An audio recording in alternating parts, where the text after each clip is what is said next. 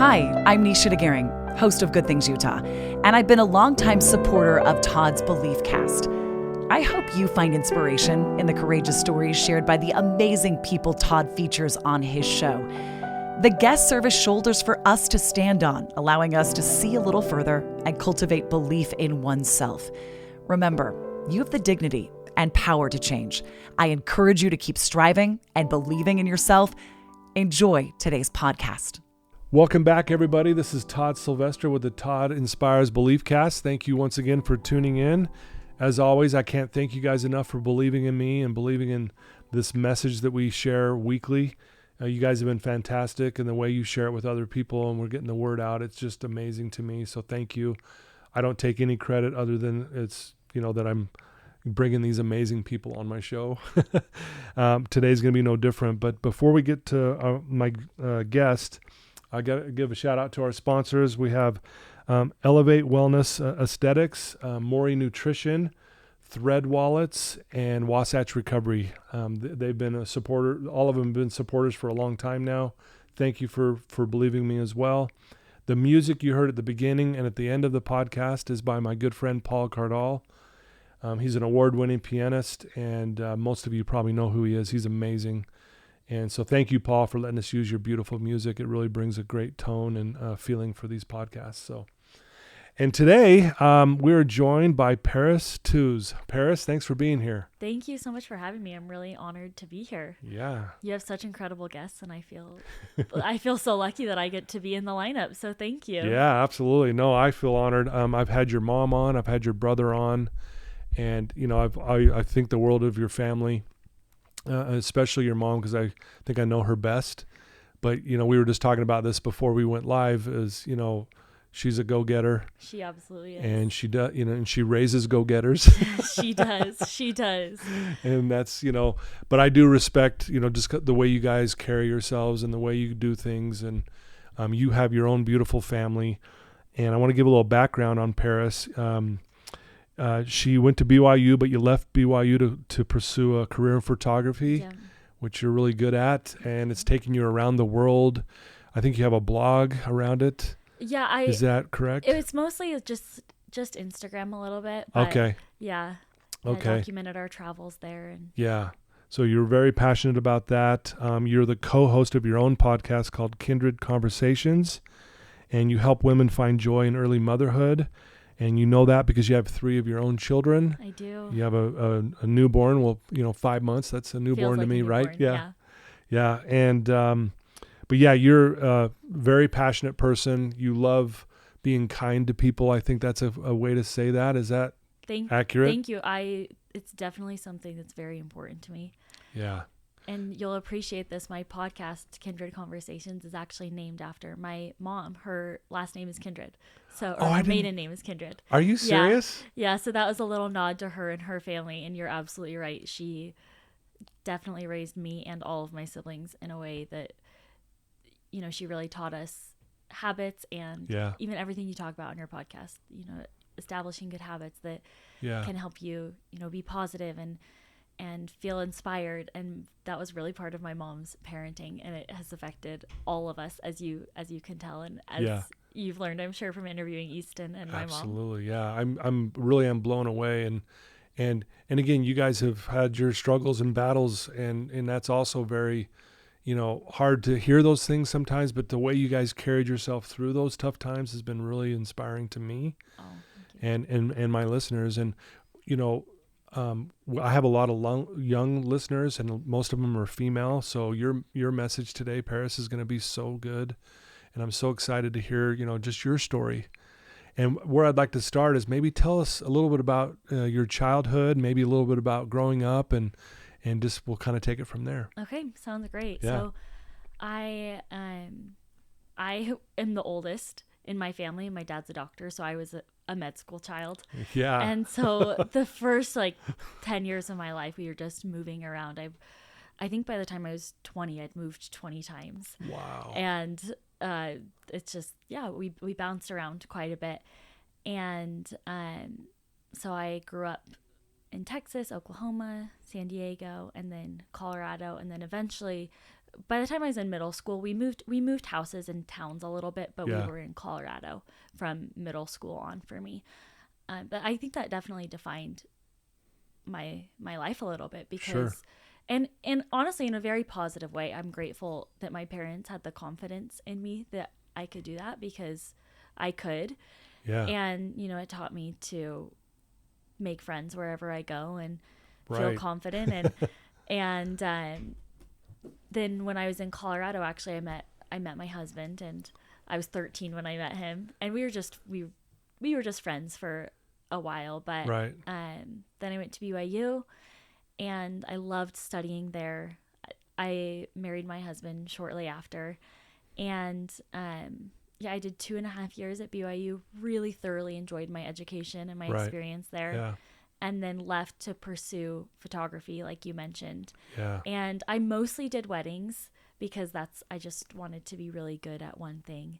Yeah. So I mostly did weddings, but I also traveled with a couple of companies, and we went all over the world. And it was just such a remarkable experience. I got married young, and I had kids young, and I knew I wanted to have kids young, but I wanted to live as much life as I could. Not even before I had kids. I still try and live my life in a big way. Yeah. But especially knowing that was a goal of mine, I just really wanted to live big before I did that. And so that's kind of where I was up until motherhood. And then, became a mom and have been just dealing with that transition and trying to navigate that in a way that feels graceful and true to myself. And that's eventually where the podcast came in as well. Yeah, we'll get more into that for sure.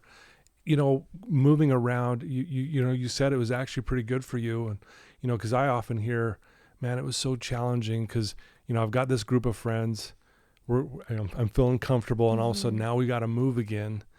So did you find yourself at times struggling at all during those times, even though, most of the time you enjoyed it? Yeah, for sure. There were definitely people that I would have to leave, and it would be hard for me. But I also think, like, to my parents' credit, especially as we were moving when I was a little bit older, it was the best thing for our family. I never felt like I was getting thrown under the bus. Like, that's good. I always felt like it was in my best interest, which I'm grateful for, and I know that can't always be the case. Sometimes you have to do things that don't feel good, but you got to do them anyway.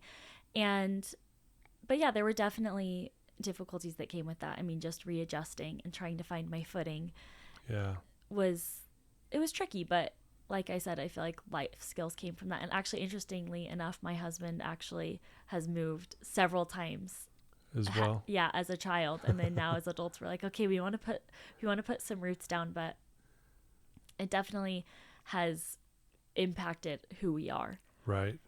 So you mentioned it, you got really good at making friends. And in order to do that, you got to probably push through some fear, right? Which teaches you to be more confident. Do you feel like that's one of the gifts that came from it, is being more confident with yourself? Yeah, absolutely. And I think that about anything that we go through, whatever experience it is, there are hardships that come with it. And we also come out of it different in some way. And we gain skills that we wouldn't otherwise have.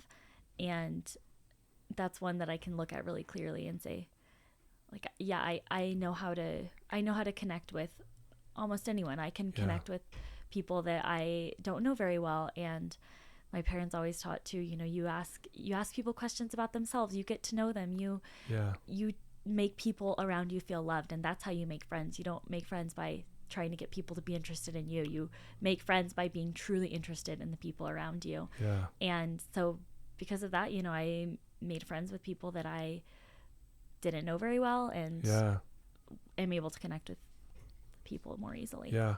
Why is being kind so important to you? Honestly, because I think I've seen what it does to me when people are kind to me. Yeah. And I just believe that we owe each other that as humans, to be kind, to give each other the benefit of the doubt. And everyone has their own story. Everyone is going through something, and sometimes an act of kindness can change someone's world. It can definitely change someone's day. Yeah. And I have been on the receiving end of that more times than I can count. Yeah. Wow. Because And I've heard that, when we're kind to someone, what it does to our own, psyche and the way we carry ourselves. And you're right. I mean, I've been on the receiving end of a lot of kindness in my life as well. And especially when even at times when I was doing the wrong thing and that I shouldn't be doing, and to have that, it's almost like it gives you it kind of woke me up a little bit. Like, man, I got to be better. Yeah. What do you think of that?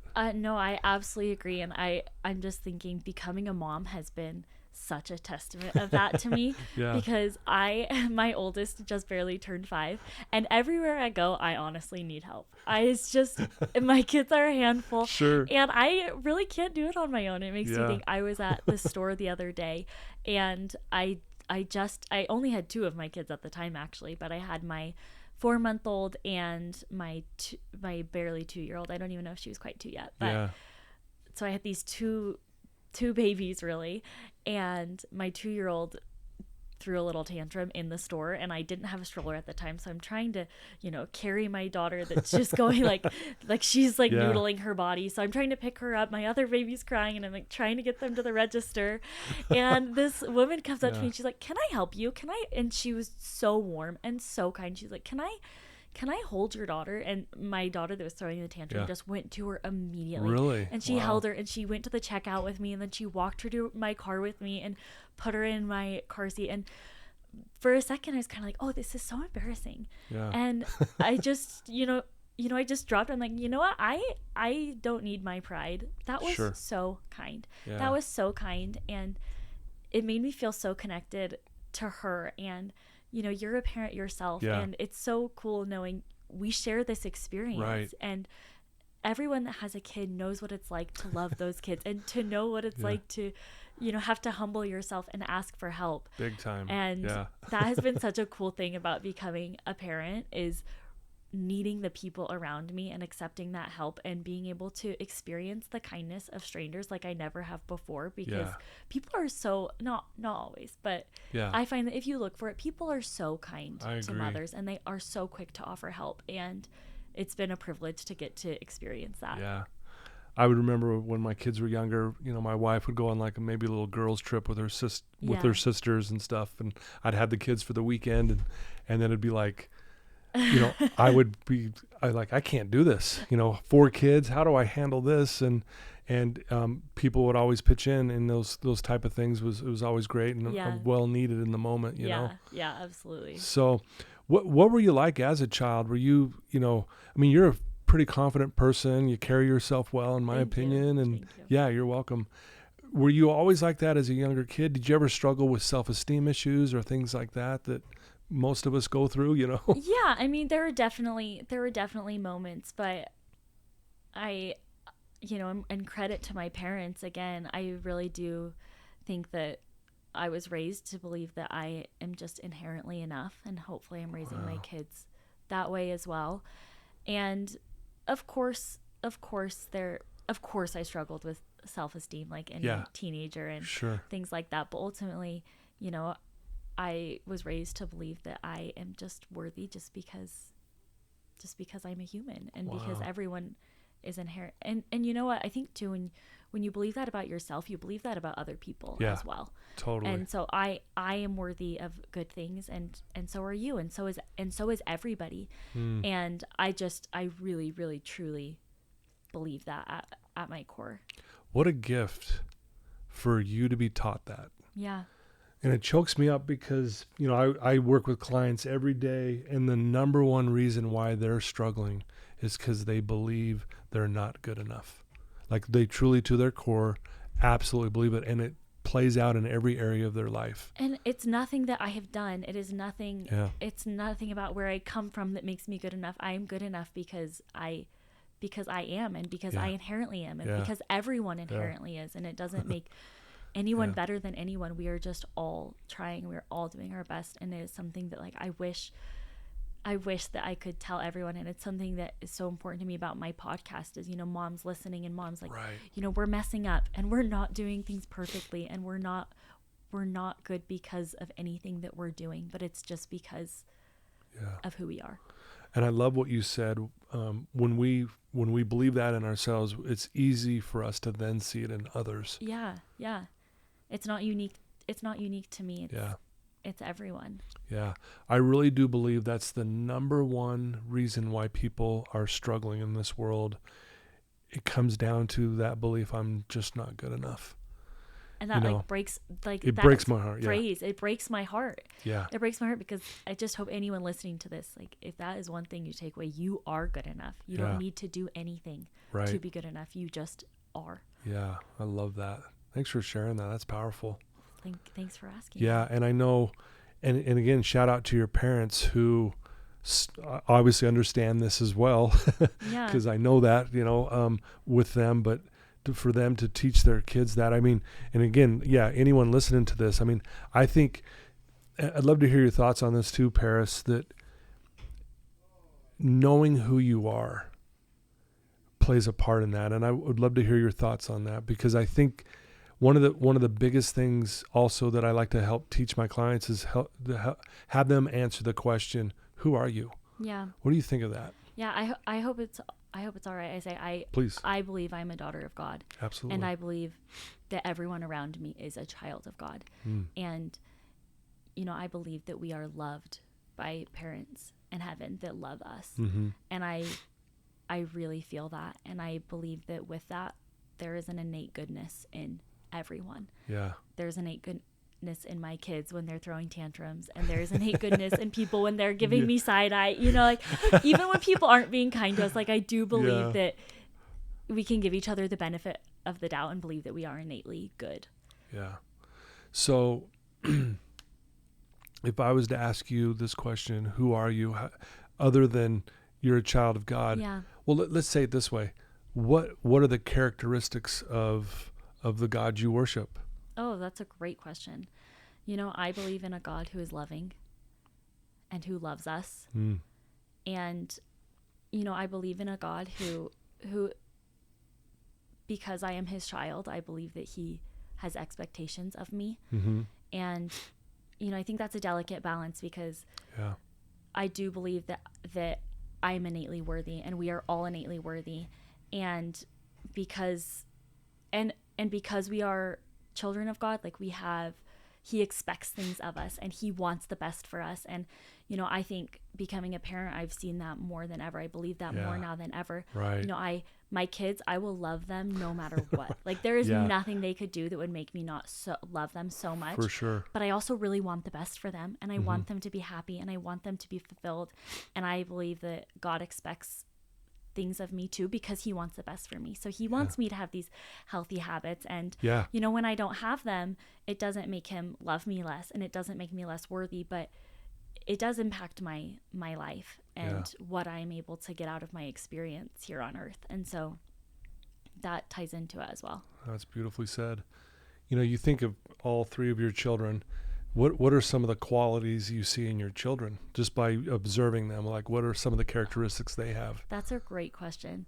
My son, who's 5, he's just like sunshine. Yeah. I love going places with him because he wants to talk to everyone. Yeah. He wants to connect with everyone. And my daughter, who's 2, her first word was hi. There's no barriers with them. I know, right? It's just like they're so quick to love. And I love learning that from them. It inspires me. Yeah. And they're so resilient too. Right. They bounce back so quickly, and they're so incredibly forgiving. And I, as a parent, am far from the perfect parent, and I have to apologize to them, and they're so quick to forgive me. And I'm always in awe. Like, am I as quick to forgive other people when they're making me frustrated? But my kids so quickly will just, it's okay, Mom, and just fully love me unconditionally. And I really try to be more like that. Yeah, I love that. Want to hear your thoughts on this too. Like, when I look at kids, I have a granddaughter now. She's 5. She's 6 now, I think. Yeah, Olivia, and she's in first grade.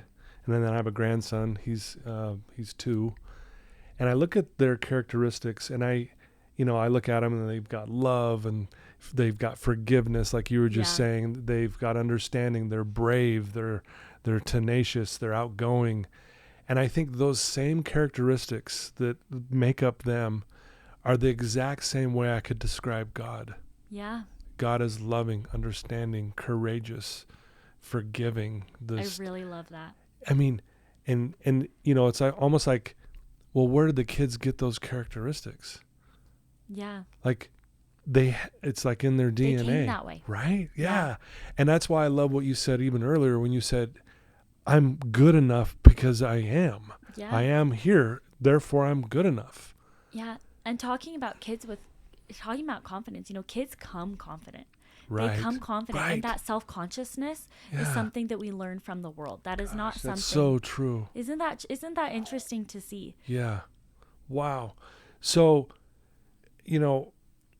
again, I love how you put that, because I'm just connecting these amazing dots right now. Like when you've been taught by your parents, hey, you're enough, but you didn't need to be told that when you were this child.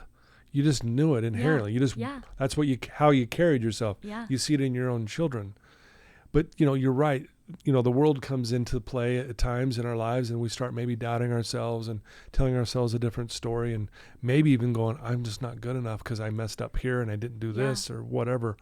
But to be able to work through that and go, no, I'm enough, even though I made a mistake. Yeah. Right? I don't know. I'm just connecting these dots right now. It's fascinating. I'm just thinking about my little 2-year-old daughter. Her name's Lola, and she's just Lola. I love that. She's the best. But yesterday we were going to dinner, and just with all the confidence in the world, she put on her outfit, and she put on her brother's swimsuit, and then her little bloomers over it, and then a dress that was too small, and then her brother's shirt, and she walked in and out like she owned the place. And I just look at her, I'm like, I want to be more like Lola. Totally. Because that girl knows who she is, and she's got confidence, and then, she'll get a little older, and she'll realize, like, oh, I'm the only little girl in here wearing board shorts with stuff over it. And that's okay, but I hope we can just all channel that part of us that feels confident in our own preferences and in our own choices and our own self-worth. No, I love that. So you have a podcast called Kindred Conversations. Mm-hmm. And again, you're trying to help women find joy in early motherhood and other things. I mean, I'm sure there's all kinds of topics you guys are talking about. Yeah. Tell us a little bit about why you're doing this and what someone would expect if they went and listened to what you're what you're doing. Yeah, absolutely. Thanks for asking. Yeah. Motherhood can feel a little bit like Groundhog Day sometimes. We wake up, we do the same things, and like I mentioned, I love living a life that feels really big. Mm-hmm. And, I kind of went from this point where I was traveling all the time and doing all these things that like looked really big from the outside. And then now my life feels much smaller, but in a way that is so important and so valuable. And I just really, really believe that we as mothers, it's so easy to kind of brush our own needs aside and in favor of what our kids need, and that in so many ways that's so natural, and it's really easy to stop taking care of yourself when you have kids. And I'm just so passionate that we need to be taking care of ourselves, and we need to be investing in ourselves. And regardless of whether you're a stay-at-home mom or a working mom, like, you are more than just a mom. You are a full human who is a mom to these kids. And I think that when we are investing in ourselves, and we are allowing ourselves to have hobbies and pursuits, then we're whole people, and we are whole people that are mothers. And I think that only benefits our kids as well as us. And so really the goal with Kindred Conversations is to have this community where we know that we're in this together, and we are working through things together, and we are honest about our experiences, and also working to cultivate these skills and habits that will bless our lives and our children's lives. Love it. Sounds amazing. So what does it look like for you? Like, when you say invest in yourself, what would you say you do to help invest in yourself? Yeah, that's a great question. Honestly, for me, part of that is the podcast. Yeah. It's not super convenient. We have an episode come out every week. And, podcasting, it's work. Sure. It's work. And, part of it is like, I am willing to take that time from my family because it's something that I'm really passionate about.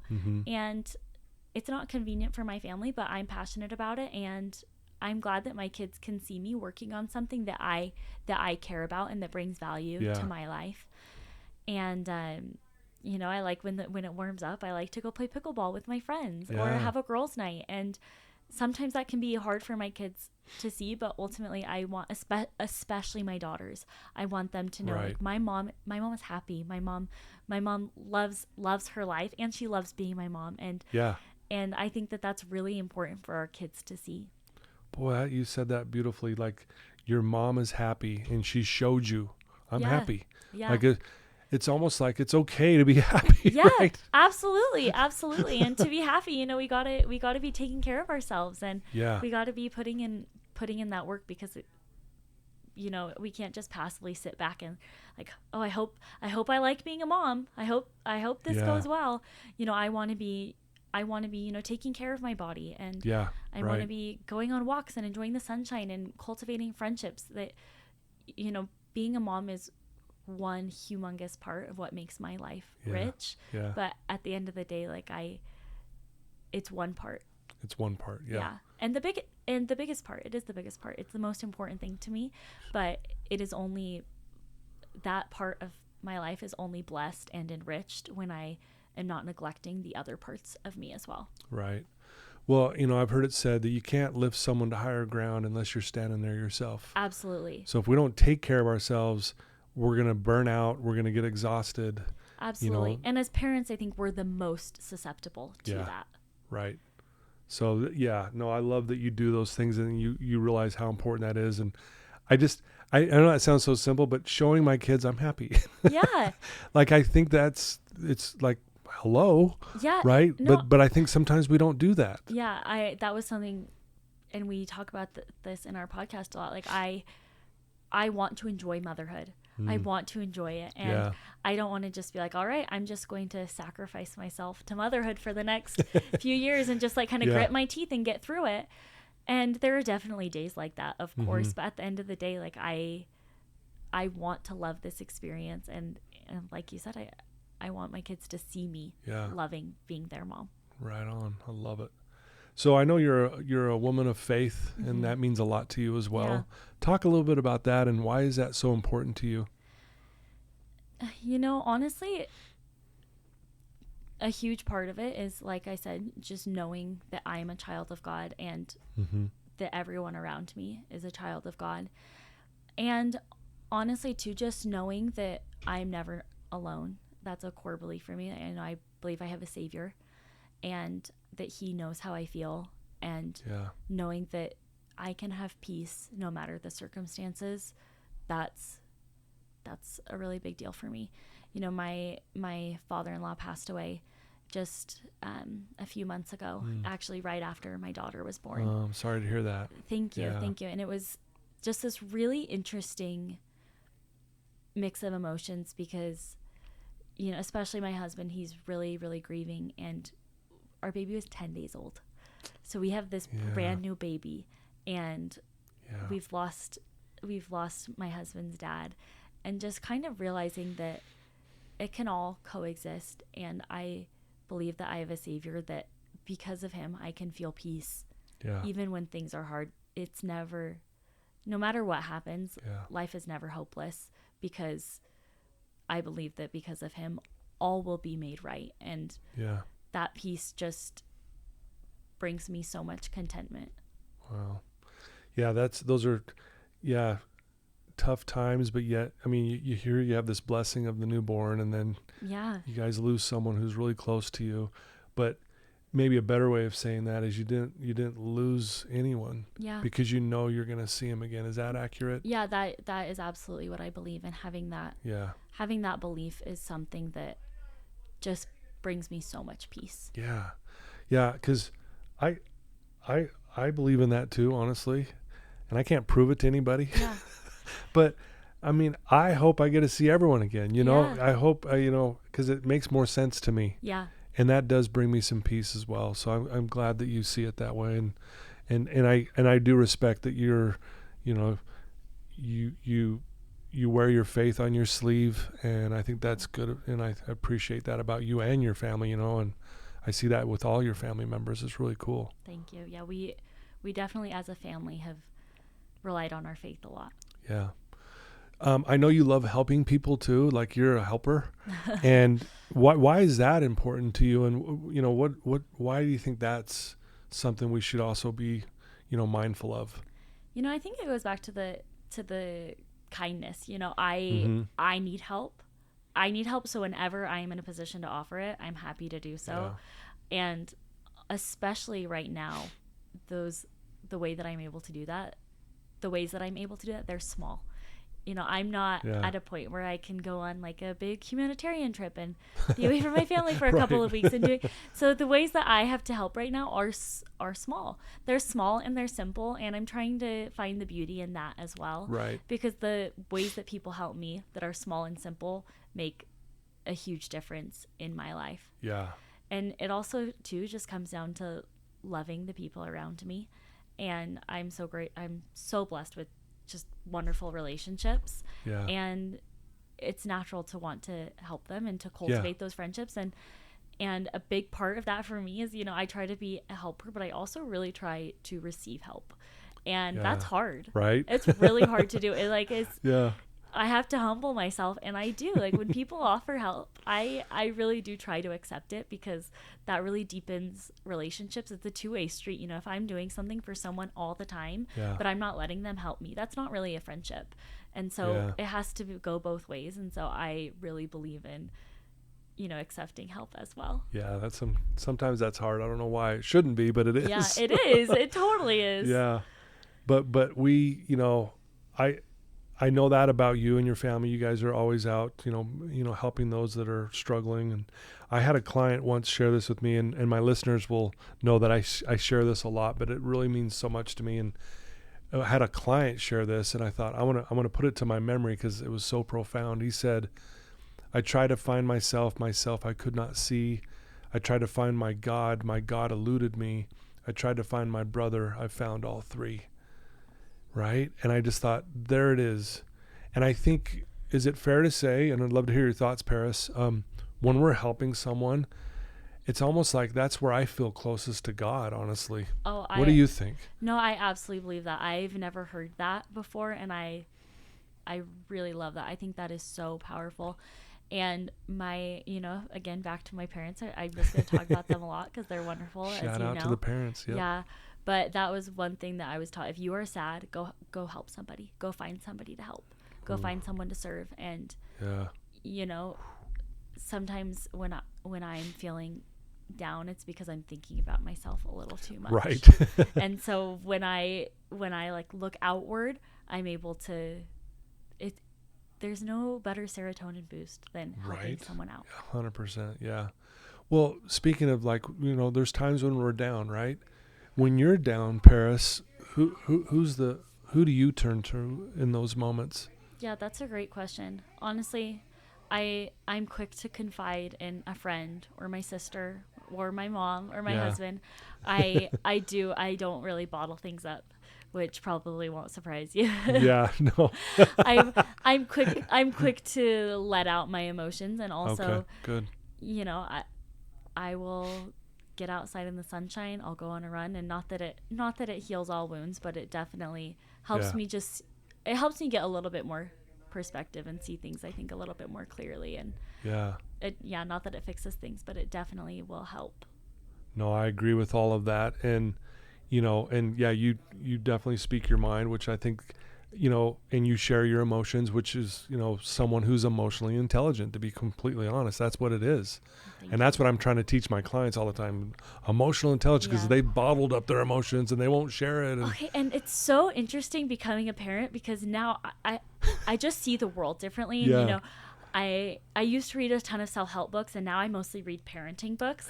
And I learned so much about myself by reading these parenting books. And, you know, one of my favorite ones I just read, it's by Dr. Becky Kennedy, and it's called Good Inside. And actually her whole shtick is we are innately good inside, and our kids are innately good inside, and we treat them that way. And That's anyways, but emotional intelligence is also, you know, a huge thing I'm trying to teach in my children. And so I'm teaching them, like, if you are upset, like, you are allowed to be upset. Right. You know, that doesn't mean you're allowed to act however you want, but you're allowed to feel those feelings, and I am a safe place for you for those feelings. And it's been a good reflection for me as well. You know, it is healthy to feel your feelings, and I think I've learned that more than ever as I'm trying to teach it to my kids. Yeah. What's been one of the biggest challenges as being a mom? Yeah, that's a great question.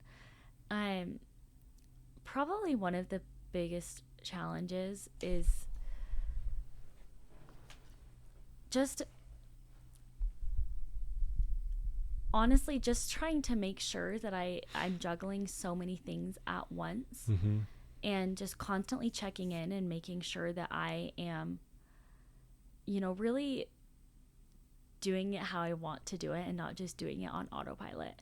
Because like I mentioned, sometimes it feels like Groundhog Day, and I'm just trying to get things done, and the biggest challenge has just been being intentional and taking a step back and realizing, okay, I want to raise emotionally intelligent kids, and maybe my gut, not necessarily gut instinct, but my instant reaction isn't what's best. And so I'm trying to rewire and reroute and just be so intentional, because I'm never going to do anything more important than raising these kids. Right. And just really being so focused on how I'm doing it is probably the biggest challenge, I'd say. Yeah, and I think every mom out there would agree. Yeah.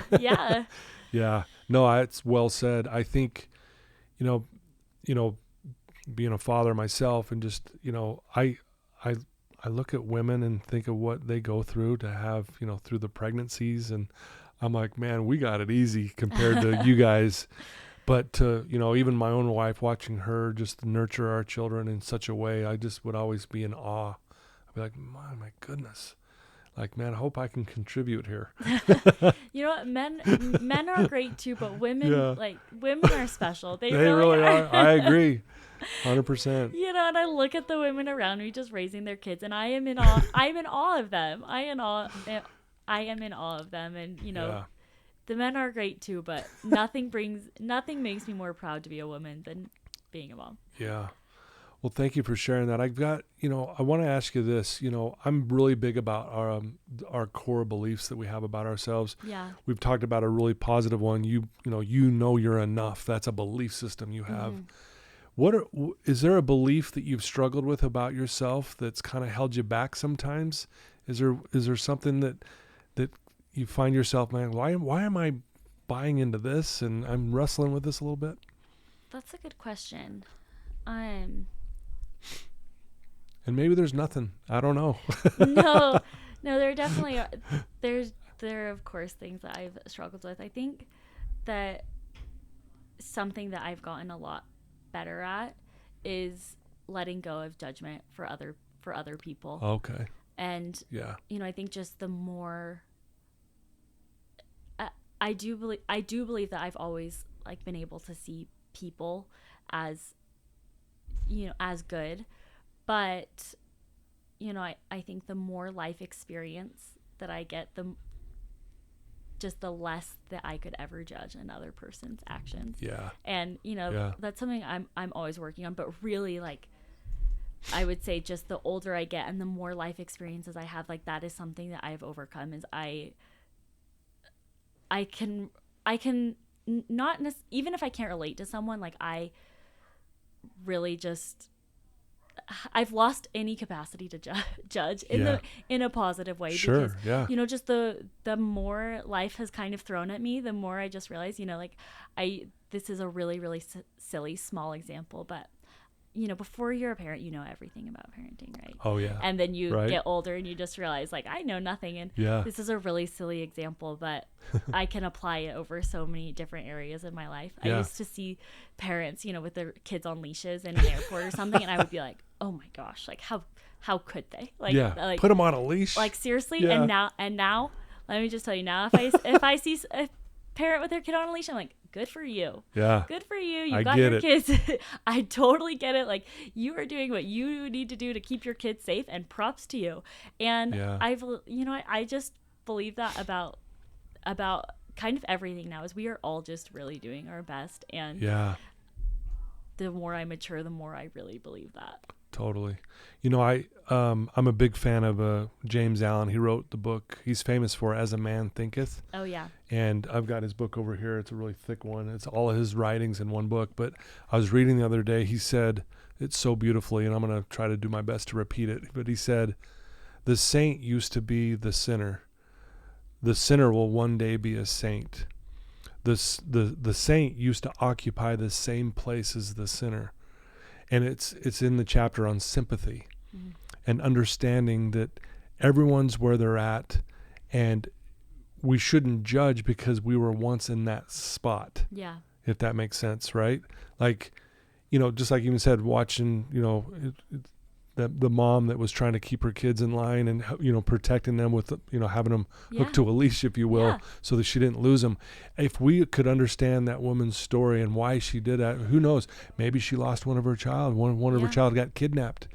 We would go, oh, now I totally get why, I think if we understood where these people are really coming from, it would be hard to judge them in a negative way. Yeah, absolutely. I think any judgment really just comes from a place of not understanding. I think if you take the time to know anyone and to know anyone's story, you will have so much love for them and no judgment, because everyone is just trying. Right. I couldn't agree more. So, you're a very passionate person. You love what you do. You're doing photography. You've got your podcast. You're a mom. What are some other plans that you want to do if you haven't even started? Do you have some goals in mind and some things that you're thinking, man, I want to be doing this? Yeah. We actually have, we're coming out with a product for our podcast. Oh. I'm so proud of. We've been working on them so hard, and we have these conversation cards basically designed for women who are gathering, and they're very cool. They're a little bit lighthearted, but also have the potential to, create some depth. And I've been working with my friend Brittany on them, and I'm really, really proud of them. And I'm so excited to That's exciting. To put them out into the world. So I'm excited about that. And, I'm excited. My daughter, she's 5 months old, and I'm looking forward to her sleeping a little bit better so that I can, go on a run in the morning before she wakes up, or play tennis. And I'm honestly I'm looking forward to that. And I feel like that's kind of representative of my life right now. I have these small and simple things that bring me a lot of joy. And that's what I'm looking forward to right now. No, I love that. Simplicity is amazing, right? It's powerful. Yeah. Yeah, it's the simple little things that can mean all the difference, right? Yeah. For you to get a run in, you're like, man, that was therapeutic. Yeah. Right? Yeah, and motherhood makes you find the joy in those small things like never before. Yep. Pick your spots, pick your wins, right? Yeah, totally. That was a win, right? Yeah. Wow, I love it. So if there's someone who's listening to you right now who's in a dark place and they've been struggling, and whether it's in motherhood or it's just they're struggling with something else, but they're lost, if you will. Yeah. What would you tell that person right now listening to you? I would tell them, first and foremost, you are enough. You are enough. You are loved, and you are inherently good. And I know that that's hard to believe, but it can be hard to believe when you are in a darker place. Mm-hmm. But it's true. And if you're having a hard time seeing that, I would advise to anyone, go find someone to serve, because when you're serving someone, you see them in a way that makes it easier to see yourself more clearly too. Yeah, I love that. So well said. It goes back with, if you want to find yourself in God, go serve someone and you'll find everyone, right? Yeah. It makes you see things more clearly. Yeah. No, I love this. If someone wanted to reach out to you, Paris, and get to know you a little better, or follow what you're doing and follow your podcast and, subscribe, all that stuff for what you're doing, what would be the best way for them to do that? Okay. Thank you so much for asking. I really mostly use Instagram. Okay. And my personal handle is @paris.tews. And then my podcast is @kindred_conversations. And we are also on all the podcast platforms. Love it. And Tews is spelled Tews. Yes, that's just want to make sure. And I'll put the links in the show notes so when people, they can just click right to them. And I recommend them doing that. I love what you're doing. Again, I love the way you carry yourself, Paris. I love your family. I think the world of them. I think I know your family better than most just because of these conversations I've had with a few of them on here. Well, thank you. Yeah, so thank you for your time. And, if there's anything I can do to help you in the future, I'd be happy to do it. Love to have you back on one day and, catch up with where you're at with motherhood and all that fun stuff. And I'm sure all these other things you're going to do are just going to keep growing and be better and stronger. But yeah, thanks for being such a powerful light in this world and an example of kindness. It really does mean a lot to me and to those that know you. Thank you so much. I really appreciate that. And I am really grateful for what you're doing and the goodness that you are putting out into the world. It's so powerful. Thank you. I'm grateful for it. It has positively benefited me and my perspectives. So thank you. You're welcome. Thank you so much. Well, there you go, folks. Paris Tews. Please reach out to her. Follow her podcast, Kindred Conversations. Again, you'll see the links in the show notes. Again, a shout out to my sponsors. I love you guys. Thank you so much for believing in me. It really makes things so much easier to get the message out to so many people. If you have a loved one who's struggling, if you have a young daughter who's early in motherhood, send them a link to this episode and let them listen to Paris. She's got some amazing advice for them and for anyone for that fact. But there would be a good way to break the ice. So please share this, and thank you again for your support. And Paris, one last thank you to you. Thanks for all you do. Take care, everyone. Love you guys.